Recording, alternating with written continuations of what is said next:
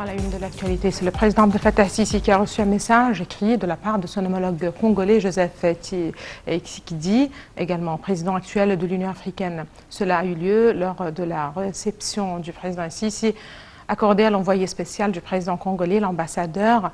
permanent du Congo à l'Union africaine. Selon le porte-parole de la présidence, l'ambassadeur Bassam Radi, le message a montré la profonde appréciation du soutien et du support qu'accordait l'Égypte aux républiques démocratiques du Congo dans le cadre de la présidence de la dernière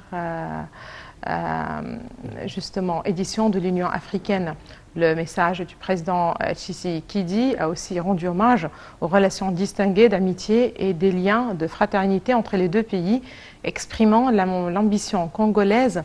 de poursuivre le soutien des relations entre les deux côtés. Durant la rencontre, le président Sisi a de même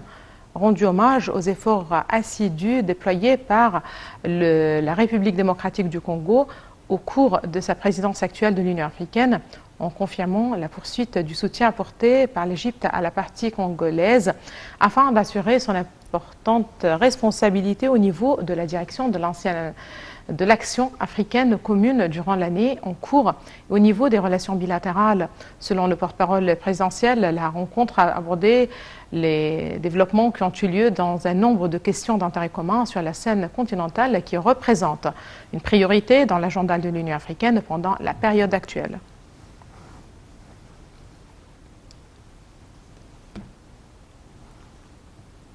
D'autre part, le président Abdel Fattah Sisi, commandant suprême des forces armées, a reçu des messages de félicitations à l'occasion de la célébration du 48e anniversaire de la victoire remportée par l'armée égyptienne le 6 octobre 1973 contre l'occupation israélienne. Dans son message, le Premier ministre Moustapha Madbouli a souligné que la victoire de 6 octobre reste et resterait une source de fierté du peuple égyptien, tout en réitérant son engagement de poursuivre les efforts visant à réaliser le développement durable. De son côté, le conseiller Hanaf El Ghibali, le président du Conseil des députés, a exprimé son appréciation au rôle assuré par les martyrs qui se sont sacrifiés pour sauver la patrie, en saluant également l'intérêt que porte la direction politique pour permettre aux forces armées égyptiennes de se procurer les raisons de la force. Quant au ministre de l'Intérieur, Mahmoud Tawfiq, il a affirmé que la victoire du 6 octobre resterait un symbole de la fierté des forces armées égyptiennes qui représentait une valeur de sacrifice maximale pour que l'Égypte reste un modèle de l'histoire militaire à travers les époques.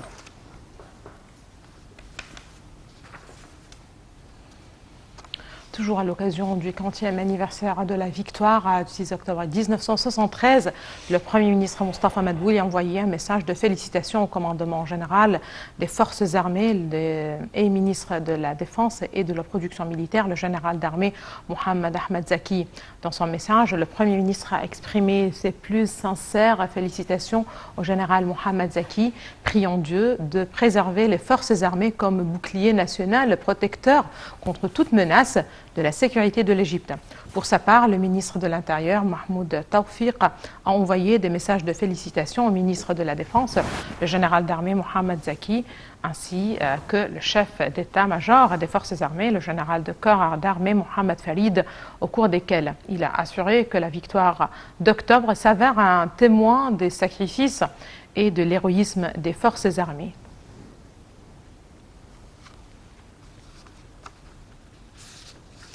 Sur le niveau sanitaire de l'Égypte, la ministre de la Santé et de la Population, Dr Hala Zeid, a affirmé l'importance de fournir au secteur de la santé des dispositifs médico-thérapeutiques et diagnostiques.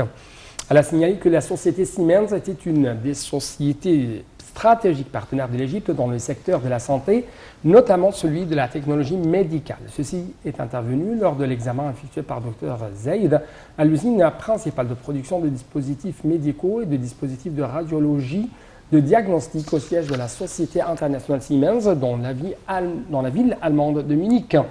La ministre de la Santé a tenu une réunion dans le siège de la société afin d'examiner un plan de fourniture de dispositifs médicaux susceptibles de soutenir le plan de l'État pour faire face à la pandémie de coronavirus. Elle a discuté également des moyens d'avoir 40 appareils de mammogramme pour examiner les femmes dans le cadre de l'initiative de président Abdel Fattah Sisi intitulée « Vie décente ». De son côté, Dr Taïg Addin a déclaré que le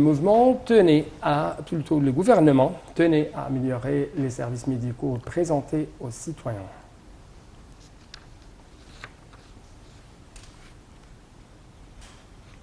On passe aux indices de la bourse du Caire qui ont connu un recul collectif à la clôture de la première séance de la semaine affectée par des opérations de vente de la part des individus égyptiens et des institutions étrangères. L'indice principal, le JIX 30, a reculé de 0,6% au niveau de 10 460 points, tandis que les indices secondaires, le JIX 70 et le JIX 100, ont chuté de 0,7%.